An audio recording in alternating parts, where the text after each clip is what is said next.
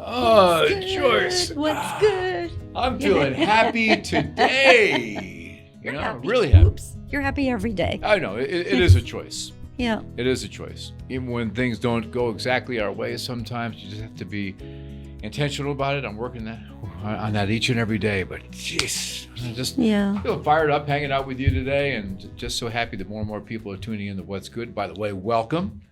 So good to have you here today. Yes, We're trying to be a reprieve, kind of like an escape from all the craziness out there. Right. There's some craziness going on, right? Think? Have you noticed? You think? Have you noticed?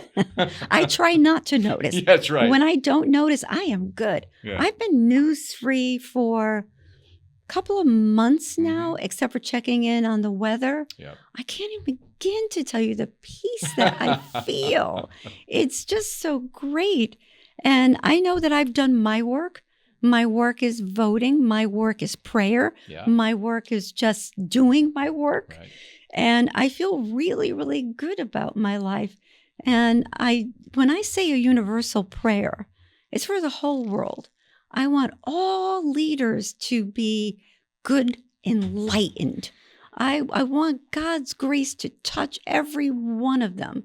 I want stars to just twinkle about them so that everything will be great. And then I let it go. Right. I just let it go because there's only so much you can do. I mean, you have to pray for those. It's very, very difficult if you have a certain leaning, wherever it may be, where we're talking about in life. But like Jesus said, pray for your enemies. Yes. Pray for those you disagree with. And that's really difficult in this climate. I get it because people have such strong opinions either way. But, my wife and I made a decision, no matter who's in the White House, we're going to be happy in our house. Yes. I love that. Because we know there's a divine government out there. Yes. That's so great. I'm going to cheer people on no matter who they are because I want us to all win. Listen. If our happiness depended on in our particular country, who's in the White House, that means every 4 years there's going to be. No, I don't want to live that way. No. I want to live like I used to live. I'm happy who's ever in the White House because I believe in a divine government, and we're just going to go out there and do what we can each and every day. We said we're not going to be talking about politics, and we're not, but we're just kind of a general statement. Yeah. But just go out there because we're talking about happiness, and so many people are miserable and they base their existence on external situations. Right.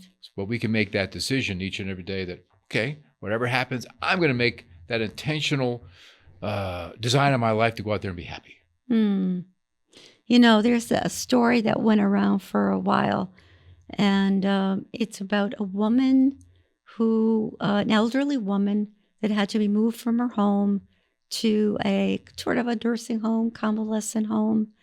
And she, was nearly blind. And so while she's waiting for her room to be fixed for her, someone said, "Do you want to just come in and take a look?" And she says, "No, it's okay." She said, "Are you upset because, you're moving someplace?" She goes, "No." She said, "Because no matter where I am, I will be at peace. I'll be happy because I'll make it so." She made the decision. Yeah. Somebody had asked me at the gym the other day, Joyce, about something. So how's your day going so far, John? I said, it's going great. I made the decision before I left the house. And he liked that. He said, I like that. You made the decision. Yes. So we can all do that. Be proactive. We really can do that. No matter what is happening, again, out in the world, in your physical body, things happen. Again, I hate to keep going back to my accident, but I think of that because I wake up with sometimes different pains and, in my neck and in my back. And then I switch it to, I'm alive. Yes. I'm alive. And how blessed I am, and that must mean I have a lot more to do. That means you have an assignment. You're still here. Yes. You're still here. Yes. And that's so important just to understand gratitude. We talk about gratitude. You can never talk about gratitude enough. But gratitude, an attitude of gratitude is just so, so important. And again, it's not easy. We have to be, I keep using the word intentionality. We have to be intentional about it. It's being mindful. Mindful too. Being mindful every single day that you're going to make a choice to be grateful for the bed you slept in. Yeah. How many people, I was watching a show yesterday on, it was a documentary on people that are homeless, displaced, whatever you call it. And one man said, as long as I'm warm, as long as I could get some blankets, I'm good. And I thought, how many people right now sitting in their homes think about that if you've got a comfortable bed and a pillow and a blanket, a roof over your head, some food on the table, you got it made. Yeah. You're good. You're good. And you think about some people that complain, and I read somewhere, Joyce, that if a person makes 30 or 40,000 a year, which we don't think is a lot here in this country, you're richer than 95% of the rest of the world. Yeah. I mean, think about that. Yeah, or even have a little bit of money in a savings account. Right. If you're able to put $20 a week in. Yeah. And I know things are tough with high prices and all that. But I feel like I've lived long enough that I remember going through this. I remember my parents. I remember them and my grandparents talking about, the, what do you call it? The big depression. Yeah, was the it depression. like 1929 yeah, or something? 1929, where the rich guys were throwing themselves off the buildings because their whole persona was about their money. Their identity was wealth. Based on money. Yes. That's dangerous. Because should that leave you? Can you find happiness, which is what our show is about? Right. Yes. As long as that is not your whole identity, right? Right. I agree. I mean, I have nothing against people being wealthy and having money. A lot of those people create jobs and they do a lot of good things. And we're fortunate. I'm not a class warfare type person, to be honest with you that way. Yeah. I like to see everybody do well. But at the same time, if we're worshiping money, I think that's the problem. Money is a means to get where you want to be. That's my 2 cents, no pun intended. Well, I do think that's one of the number one things people complain about even more than their health. It's that they want more wealth because we feel that it would make us happy. In one sense, yes, it's like it's a cushion. It's a security cushion, blanket. security. Sure. That you have that. But if you never get that amount that you want or that mansion you want, if you're watching shows like The Real Housewives of whatever, and they all have this immense wealth because they married rich husbands or they had opportunities to do that, I see that they still struggle with stuff. You bet. I watch reality TV because I like to see that there's this real human side of it too.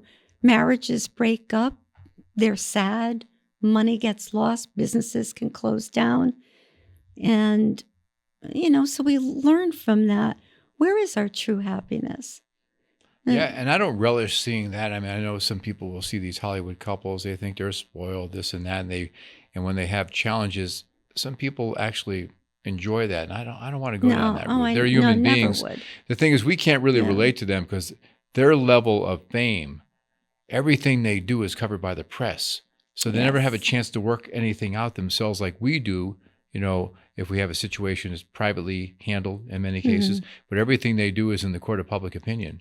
Right. So I'd rather not. I want them to succeed. When I hear about marriages that are happy and these people are really famous, actors, actresses, I'm thrilled about that. I'm cheering them on. Right. Because I like to see these folks lasting a long time and being happy.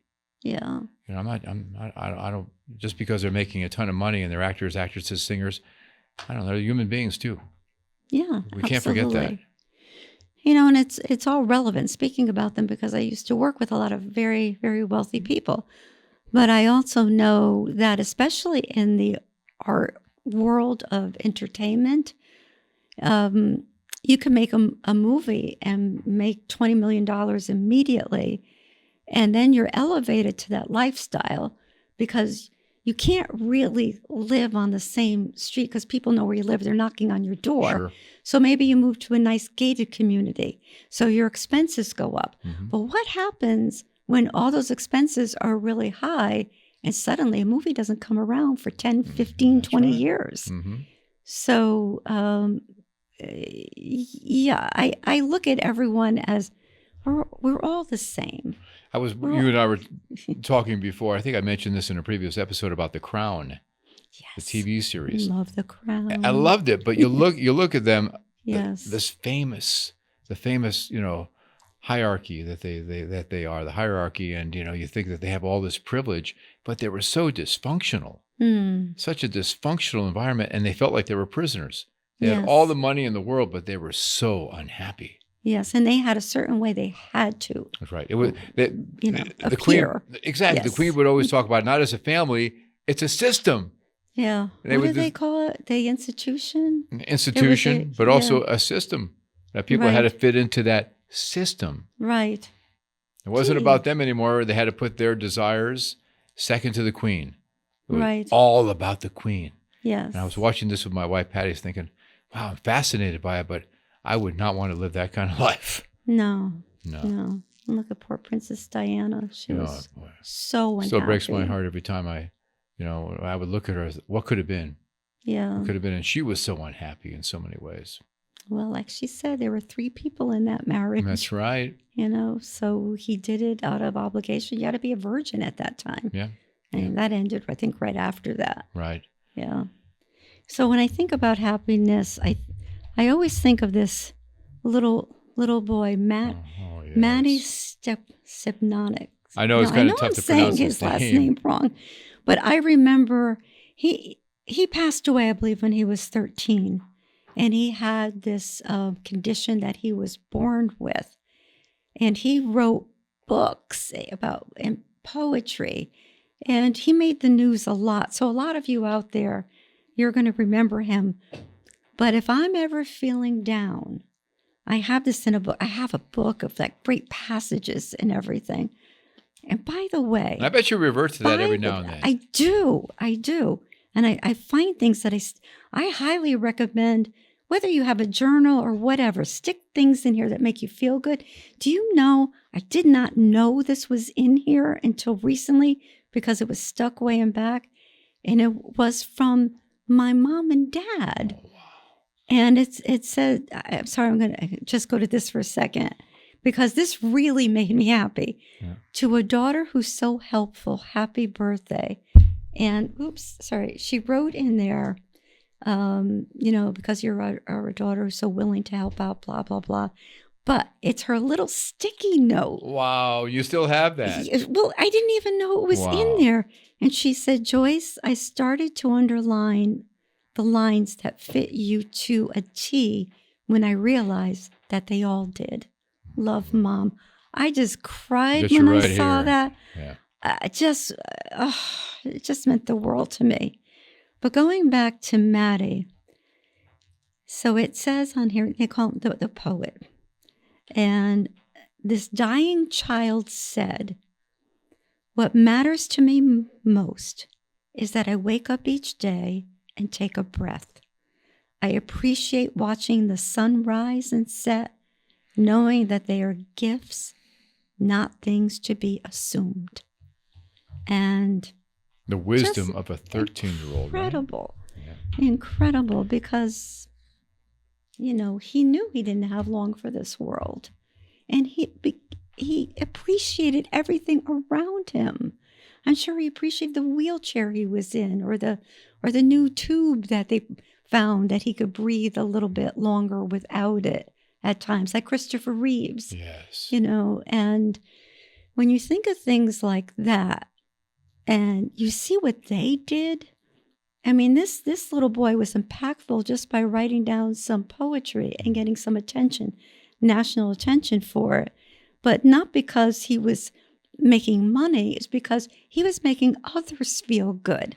And then other children were writing to him. He was leaving a legacy. And I think about that because our radio station, we do a lot of benefits for St. Jude, right? Yes. And every child, no matter what, they never have to pay to go there, no matter what the situation. So can you imagine that? You're a parent, you get that diagnosis. You go to the doctor, think it's just like an injury. They fell out in the parking lot or something, and then you find out it's cancer. And the first thing when you hear that C word, ugh. Right. And then St. Jude said, come down here. We'll take care of your lodging. We'll take care of you.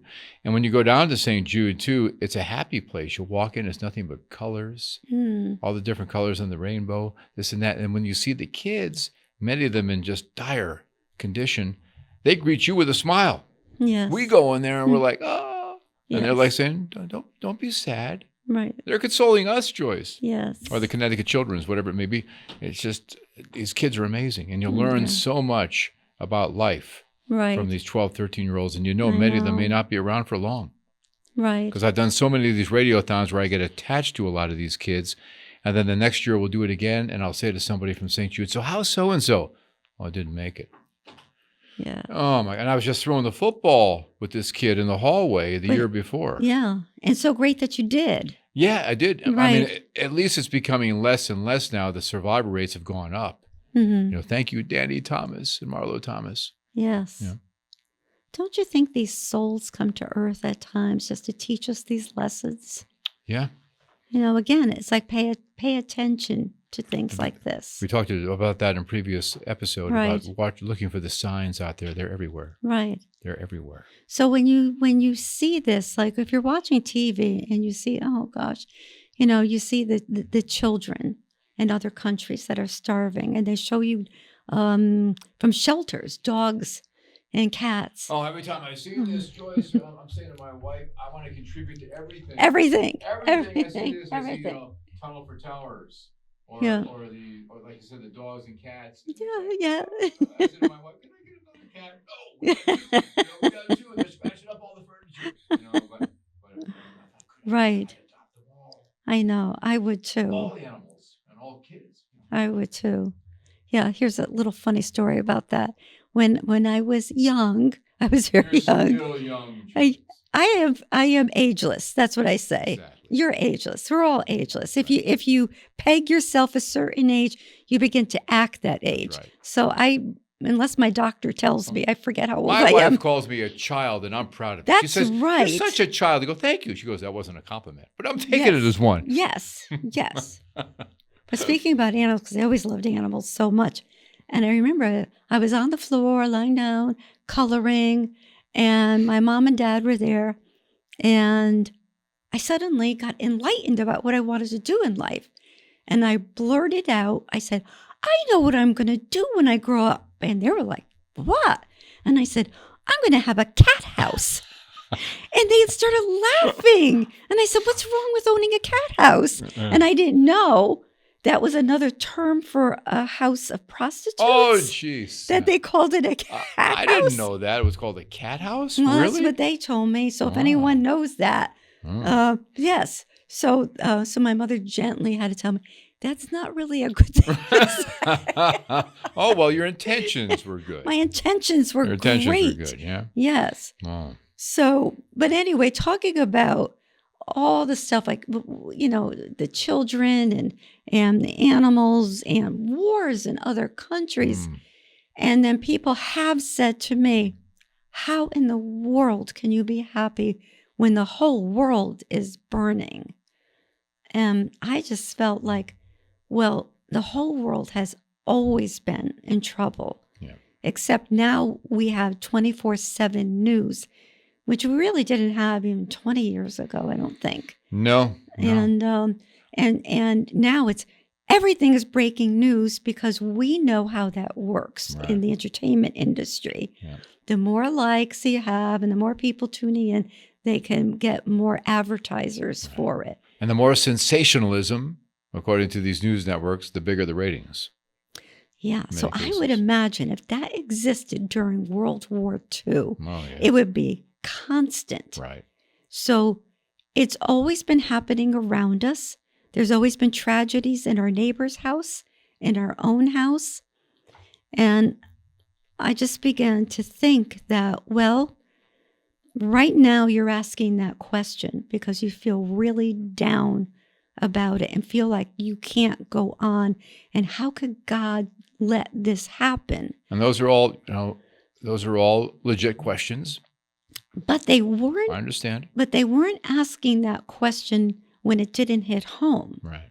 Because someone is always dying, whether it's a child or an animal every a second, country, every second, something happen. But I don't think we're built to know world news all the time and be inundated with that, because that is a heavy load to carry. So you truly have to look for that peace within. And Joyce, you make a good point. I mean, it's okay to be aware of what's going on in the world. Again, we don't want to live in a bubble.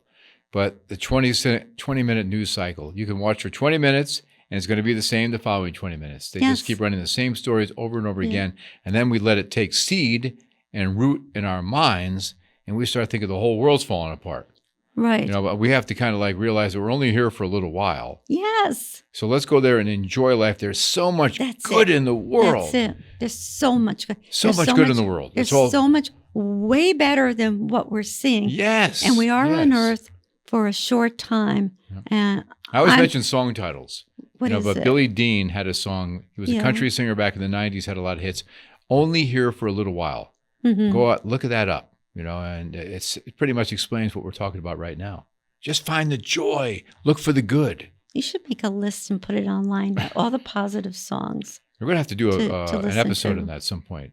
Yeah. We'll talk about that with music and movies and come up with the good ones that make you feel good. Right. Because music does shift in you, right? Doesn't it make a shift in you? Oh, it does. When you hear an upbeat song. Music's always going on in our house. Mm-hmm. Each and every morning, once we do our gratitude exercises and prayers and get up in the morning and go down the hallway, music is always playing. And it's usually upbeat, positive music that we find to play. Right. And there's so much of it. Yeah. And you have to be, again, mindful is a great word, because it makes you stop to say, wait a minute, I can change this. I can change the channel, right? That's a great point. Yes. That's right. If you don't like what you're seeing, change the channel. If you don't like your thought pattern, change the channel. Yeah. The movie that's going around in your head, you don't like it, change the movie. Right. We control that. Yeah, the way I keep my happiness during these times, which, like I said, is every time. We weren't aware of it when we were children, but I'm sure our parents were going through stuff with politics and wars and things like that. But I just remind myself that I have the ability to not only change how I feel inside, but who I engage with as well. So I do keep a distance from people who I know only want to talk about certain topics. Yeah. And I pray for them, because that's a miserable way to live. It is. And it is a bit addictive, don't you think? It is. Negative thinking and talking and so angry. They say spirits are transferable in a lot of ways. And I think that talk is too, that toxic talk. Yes. And I don't want that planting a seed or infiltrating my thought. If I find people that are gossiping and saying negative things, I'll typically politely excuse myself. Yes. Or try to change the subject. Yeah. And not be rude. I'm not going to be rude. I'll never be rude to anybody. Right. It's just not my nature. Right. But I'll be respectful, but I'm going to change the subject. Yeah. Or if somebody's gossiping about somebody, I'm going to protect their honor. Right. Even if I disagree with it, the way they're living their life, I'm not going to hop on the bandwagon. Right. No, don't do that. No. A great way to change the subject is if someone is hot on a topic, sometimes it's like, hey, where'd you get that shirt? Right, exactly. Just rally a little bit. Love that shirt. Right. Exactly. And then they start focusing on that, Sure. Just shake it up a little bit. Like, ooh, where'd that come from? But it works. Yeah. It's better than taking them by the shirt. What are you doing? Right. Yeah, I mean, sometimes, excuse my allergies. Allergies. Talk amongst yourselves. Thank goodness for having bottled water right next to where you are and Kleenex. But but the good thing about allergy season, what we have, we know that the great weather is coming too. Hey, so I'll put up with that. We'll put up with it because we know what's here. I like the heat. Yes. I like the heat. Heat is on. Yes. Glenn Fry. Okay. So happiness is not about the world has to be perfect for you to be happy, because it ain't ever going to happen. Ain't coming either. It ain't coming. So we just have to find a way to be happy with where we are right now. Right. Yeah, but you do that. Bloom where you're planted. But you wake up every morning.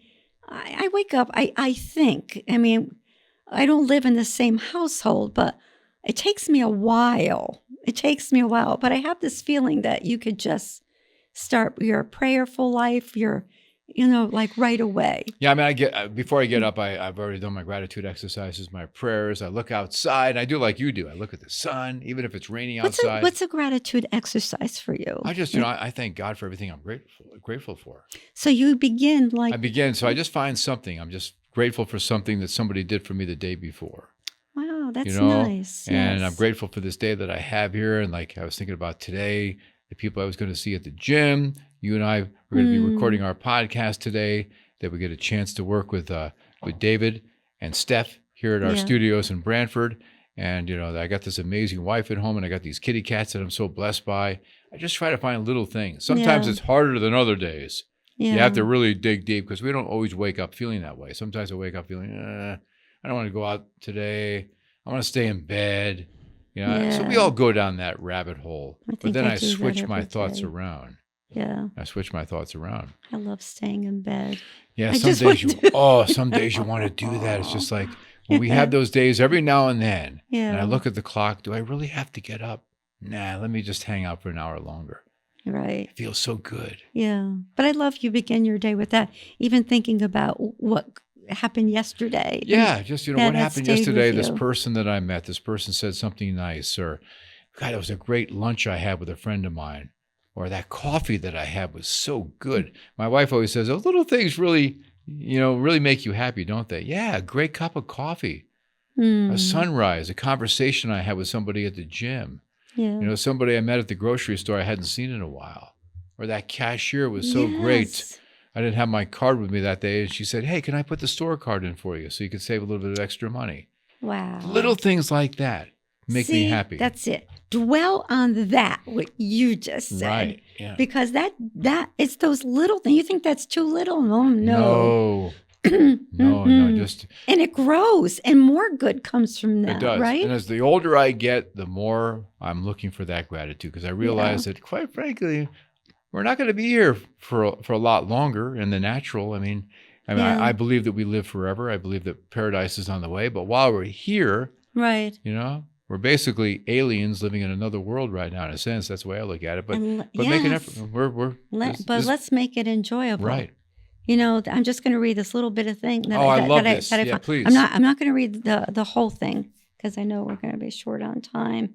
But speaking about happiness. Remember, happiness isn't about ignoring the hard times. It's about finding the light within them.